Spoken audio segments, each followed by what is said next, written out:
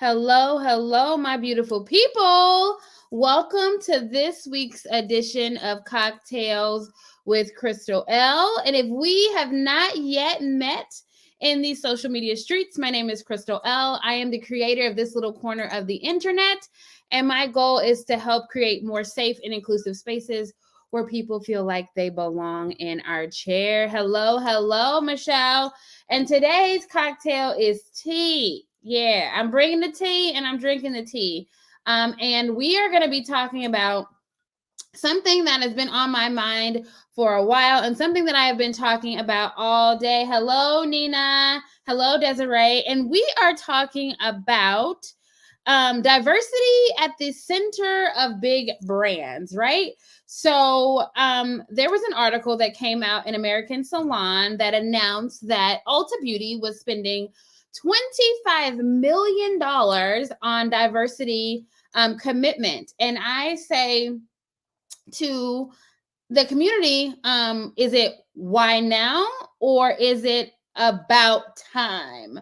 And I would say that it is a little bit of both. So I'm going to dive into just some facts and topics around the diversity, equity, and inclusion initiative that is happening around big brands. So the Ulta Beauty CEO said that centering diversity in its business strategy as it looks to gain a competitive edge. Now, we know that Black History Month this year was popping, right? We had so many brands stepping outside to honor and a few that dishonored the Black and Brown community in celebration of Black History Month. So with the diversity and inclusion commitment with Ulta, they also announced that Tracy Ellis Ross, the CEO and founder of Patterns, was going to be leading this initiative. Now, my thoughts on that is kudos. We have a Black and Brown woman leading this initiative. My next thought, on the other hand, is that I am just a smidge tired of actors and actresses launching big brands around hair when they don't necessarily have the full spectrum of what it's like for stylists who are in the trenches doing hair every single day. Now, I'm sure they had an amazing research division that talked about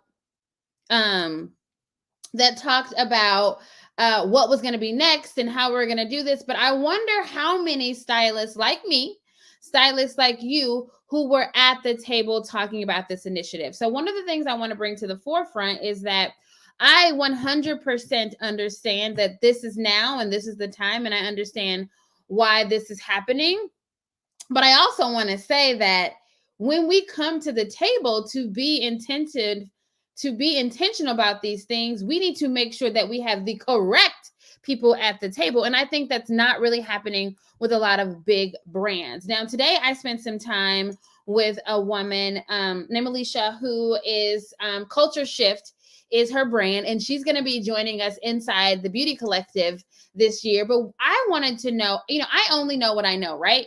And I know, as a stylist in the trenches behind the chair every day, who's created a space that is inclusive, I have done it based around what I know. And I know how to implement the things when it comes to pricing, when it comes to hiring, when it comes to making people feel welcome in my chair from the perspective of a practitioner doing the service. Now, with big box brands, I wanted to know, what happens, right? So we know that we've had a lot of implicit bias that's created a lot of unsafe spaces, right?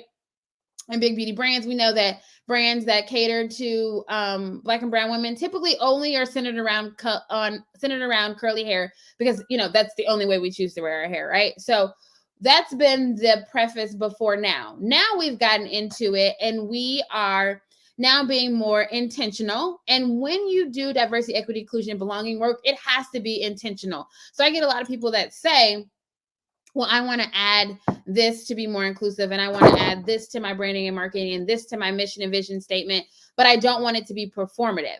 Well, in order for DEI work to work, it has to actually be intentional. So we're going to see it happen more and more because people are creating initiatives around it.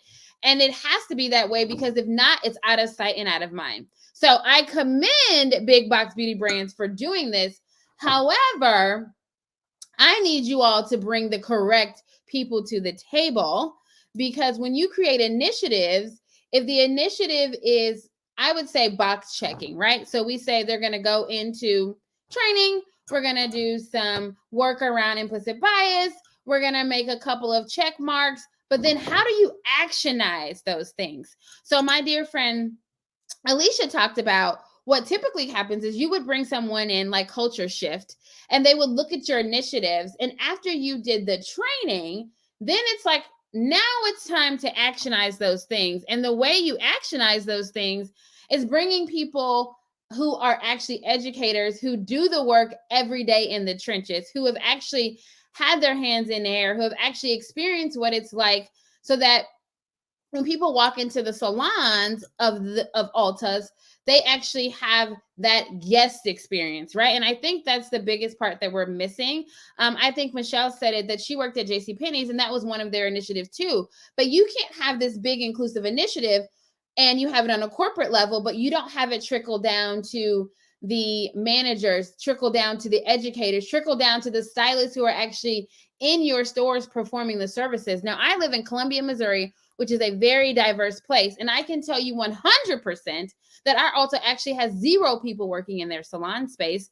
And I believe that is because when they are there, they are getting people who come in who are wanting all kinds of services. They have all different types of hair textures, and they are not trained properly. And I'm going to tell you, honey, that a video online is just not going to cut it. So I think investing in all of these amazing educators out here who are creating platforms, who I 100% know would love to come into the Ulta in their city and do hair and teach what they have learned and what they have done. I thought it was also interesting that Target has also spent more than $2 billion with Black-owned businesses, and they will continue to do so in 2025. So I do give kudos to those people, but I think that it has to go beyond, right? It has to go beyond just Black brands, right? It has to go beyond just products. It really has to go into the culture of who you hire in the spaces. It has to go into, when you hire these people in the spaces, that these humans actually know how to work on all hair types and textures, so they are confident to bring and perform services where people feel welcomed in their chair. So we need to go beyond just the box checking and go into the experience. Now, I know that Ulta had 4 pillars. They were committed to amplifying and investing in unrepresented voices. I believe those underrepresented voices are actually the hairstylists who are in their beauty spaces doing hair. So investing in them so that they can be better, so they can provide better services, so that they can be better stylists, so that you can have a better brand, right? So that's where the investment, I think, would go. And number 2, committed to the guest experience. So I will tell you, I talked about this last week. I called a store looking for an electric pressing comb, and I was told that they didn't carry it, even though the website. So again, investing in the humans who are answering your phone so that they understand what you carry. They understand your mission of diversity, equity, and inclusion, so that I'm not on the phone feeling a little salty because the person on the phone didn't even know what an electric pressing comb was. So I think that she probably shouldn't answer the phone. So if you're committed to the guest experience, I think having those conversations with the people on the ground level. I think what happens in corporate is we have a whole lot of conversations in the back office, but we're not having conversations in the front office and the front facing people who are interacting with the people that you are committed to the guest experience with and committed to the associate experience. Now, I will tell you, I also went to my Ulta to get some lashes put on, and honey child, it was not the experience that I wanted initially. The young lady was great, but she was not trained very well.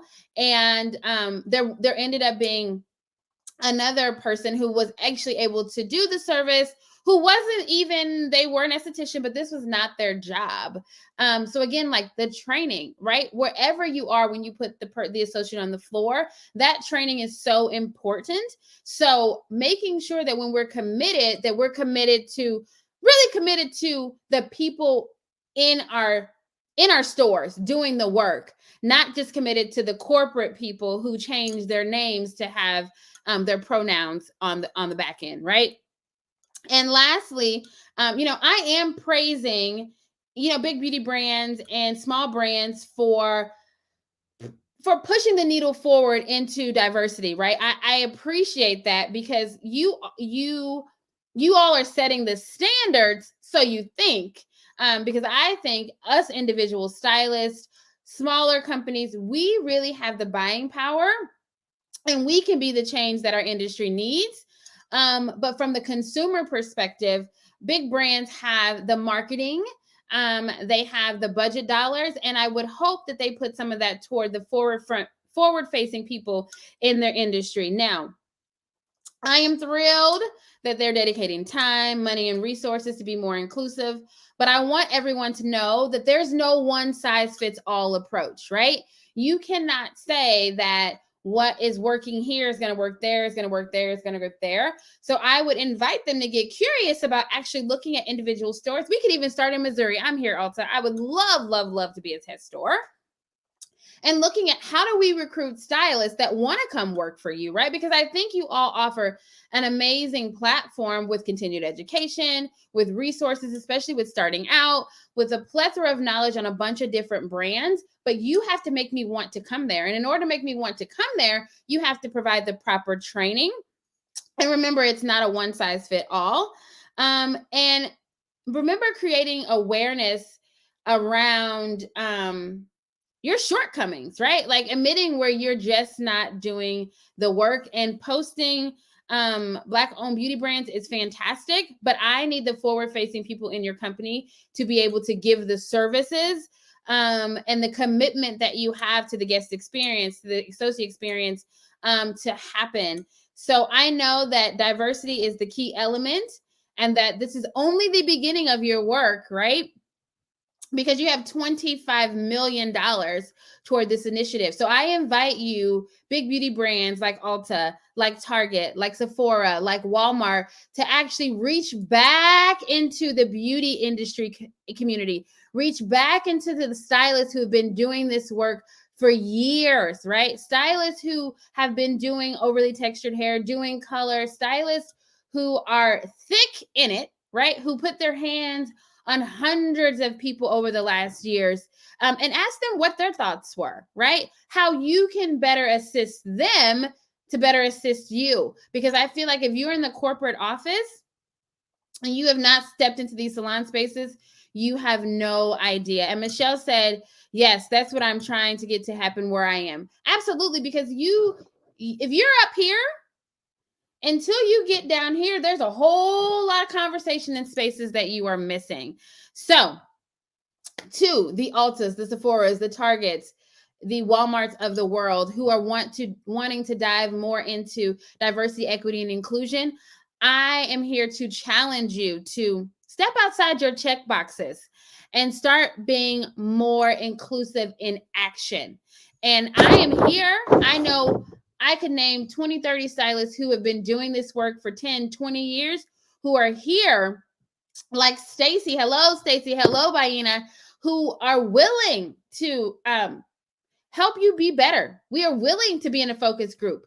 We are willing to help you help us make our world a better and more inclusive space so that we can have spaces where everyone feels like they belong. So, to the big box brands who are stepping into the rink of inclusivity, I challenge you, I invite you actually to get more curious about how your impact can be felt from the ground up instead of from the top down.